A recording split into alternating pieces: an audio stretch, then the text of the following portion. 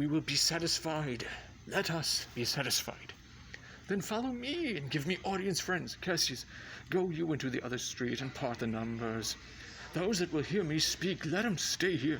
Those that will follow Cassius, go with him, and public reason shall be rendered of Caesar's death. I will hear Brutus speak. I will hear Cassius, and compare their reasons when severely we hear them rendered. Noble Brutus is ascended. Silence. Be patient till the last. Romans, countrymen, and lovers, hear me for my cause, and be silent, that you may hear. Believe me for mine honor, and have respect to mine honor, that you may believe. Censor me in your wisdom, and awake your senses, that you may the better judge. If there be any in this assembly, any dear friend of Caesar's, to him I say that Brutus' love to Caesar was no less than his. If, then, that friend demand why Brutus rose against Caesar, this is my answer. Not that I loved Caesar less, but that I loved Rome more. Had you rather Caesar were living and die all slaves, than that Caesar were dead to live all free men? As Caesar loved me, I weep for him. As he was fortunate, I rejoice at it. As he was valiant, I honor him. But as he was ambitious, I slew him. There is tears for his love, joy for his fortune, honor for his valor, and death for his ambition. Who is here so base that would be a bondman if any speak? For him have I offended. Who is here so rude that would not be a Roman if any speak? For him have I offended. Who is here so vile that would not love his country if any speak? For him have I offended. I pause for reply. None, Brutus, none. Then none have I offended. I have done no more to Caesar than you shall do to Brutus. The question of his death is enrolled in the Capitol. His glory not extenuated wherein he was worthy, nor his offences enforced, for which he suffered death. Here comes his body, mourned by Mark Antony, who, though he had no hand in his death, shall receive the benefit of his dying, a place in the commonwealth, as which you shall not.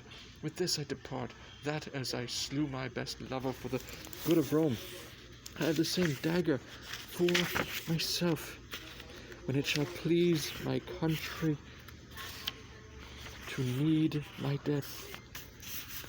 Live, Brutus, live, live! Bring him with triumph home unto his house. Give him a statue with his ancestors. Let him be Caesar. Caesar's better parts shall be crowned in Brutus. We'll bring him to his house with shouts and clamors. My countrymen, peace, silence, Brutus speaks peace, oh good countrymen. Let me depart alone, and for my sake stay here with Antony, do grace to Caesar's corpse, and grace his speech tending to Caesar's glories, which Mark Antony by our permission is allowed to make. I do entreat you, not a man depart, save I alone, till Antony have spoken. Stay ho, and let us hear Mark Antony. Let him go into the public chair. We'll hear him. Noble Antony, go up. For Brutus' sake, I am beholding to you. What does he say of Brutus? He says for Brutus' sake he finds himself beholding to us all. 'Twere best he speak no harm of Brutus here. This Caesar was a tyrant. Nay, that's certain. We are blessed that Rome is rid of him. Peace, let us hear what Antony can say, you gentle Romans. Peace, ho! Let us hear him. Friends, Romans, countrymen, lend me your ears. I come to bury Caesar, not to praise him. The evil that men do lives after them. The good is oft interred with their bones. So let it be with Caesar. The noble Brutus hath told you Caesar was ambitious. If it were so, it was a grievous fault, and grievously hath Caesar answered it. Here under leave of Brutus and the rest, for Brutus is an honourable man. So are they all honourable men. Come I to speak in Caesar's funeral.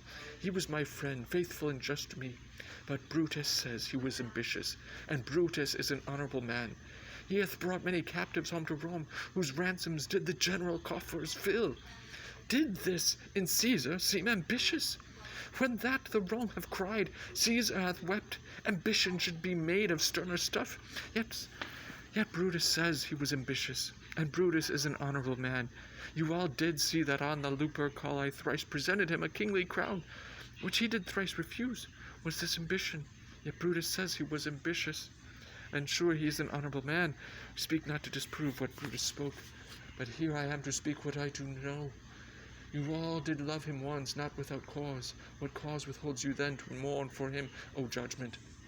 Thou art fled to brutish beasts, and men have lost their reason. Bear with me. My heart is in the coffin there with Caesar, and I must pause till it come back to me.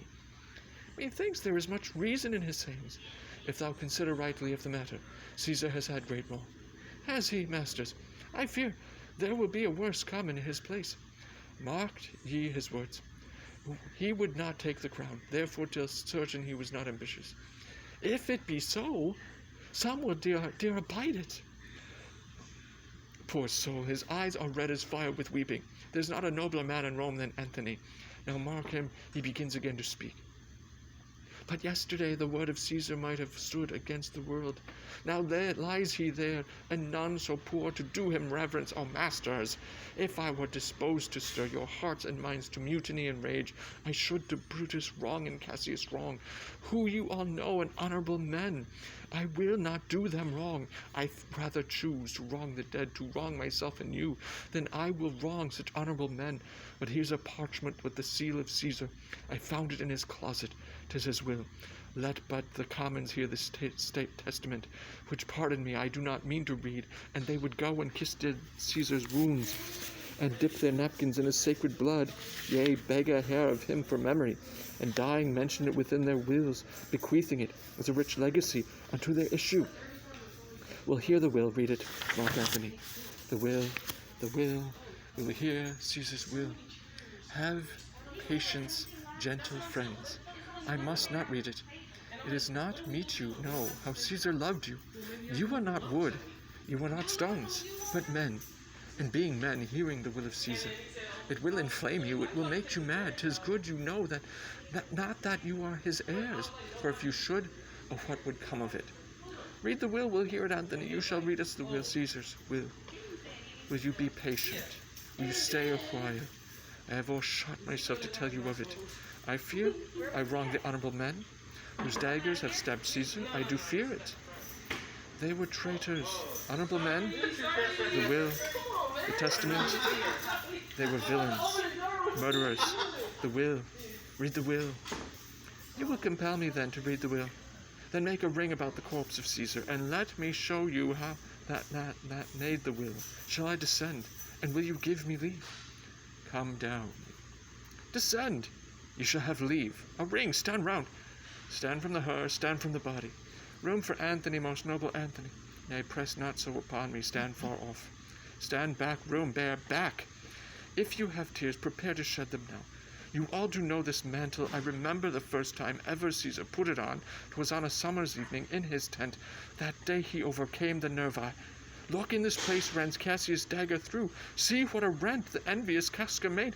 Through this the well-beloved Brutus stabbed, and as he plucked his cursed steel away, mark how the blood of Caesar followed it, as rushing out of doors, to be resolved if Brutus so unkindly knocked or no. For Brutus, as you know, was Caesar's angel. Judge, O you gods, how dearly Caesar loved him. This was the most unkindest cut of all. For when the noble Caesar saw him stab in gratitude, more strong than traitor's arms, quite vanquished him, then burst his mighty heart, and in his mantle muffling up his face, even as the base of Pompey's statue, which all the while ran blood, great Caesar fell. Oh, what a fall was there, my countrymen! Then I and you and all of us fell down, whilst bloody treason flourished over us, and now you weep, and I perceive you feel the dint of pity. These are gracious drops, kind souls. What? Weep you when you but behold our Caesar's venture wounded? Look you here is himself marred, as you see, with traitors. Oh, piteous spectacle! O noble Caesar! O woeful day! O traitors, villains! O most bloody sight! We will be revenged.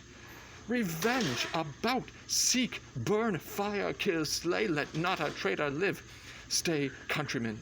Peace there! Hear the noble Antony! We'll hear him, we'll die with him. Good friends, sweet friends, let me not stir you up to such a sudden flood of mutiny. They that have done this deed are honorable. What private griefs they have, alas, I know not, that made them do it. They are wise and honorable, and will no doubt with reasons answer you. I come not, friends, to steal away your hearts. I am no orator, as Brutus is. But as you know me all, a plain blunt man, that love my friend, and that they know full well, that gave me a public leave to speak of him. For I have neither wit, nor words, nor worth, action, nor utterance, nor the power of speech to stir men's blood. I only speak right on. I tell you that which you yourselves know. Show you sweet Caesar's wounds, poor, dumb mouths, and bid them speak for me. But were I Brutus, and Brutus Antony, there were an Antony, would ruffle up your spirits, and put a tongue in every wound of Caesar that should move the stones of Rome to rise and mutiny. We'll mutiny! We'll burn the house of Brutus. Away then! Come seek the conspirators. Yet hear me, countrymen, yet hear me speak. Peace, ho, here, Antony, most noble Antony. Why, friends, you go to do, you know not what, wherein hath Caesar thus deserved your loves. Alas, you know not. I must tell you then, you have forgot the will I told you of. Most true, the will, let's stay and hear the will. Here is the will, and under Caesar's seal to every Roman citizen he gives, to every several man, 75 drachmas. Most noble Caesar, will revenge his death. O royal Caesar, hear me with patience. Peace, ho. Moreover, he hath left you all his walks, his private arbours, and new planted orchards on this side Tiber. He hath left them you, and to your heirs forever, common pleasures, to walk abroad and recreate yourselves. Here was a Caesar, when comes such another, never come away, will burn his body in the holy place, and with the brands fire the traitors' houses. Take up the body. Go fetch fire. Pluck down benches, pluck down forms, windows, anything. Now let it work. Mischief, thou art afoot, take thou what course thou wilt. How now, fellow? Sir Octavius is already come to Rome. Where is he? He and Lepidus are at Caesar's house, and thither will I straight to visit him. He comes upon a wish, fortune is merry, and in this mood will give us anything.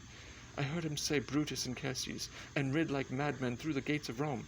Belike they had some notice of the people, how I had moved them, bring me to Octavius.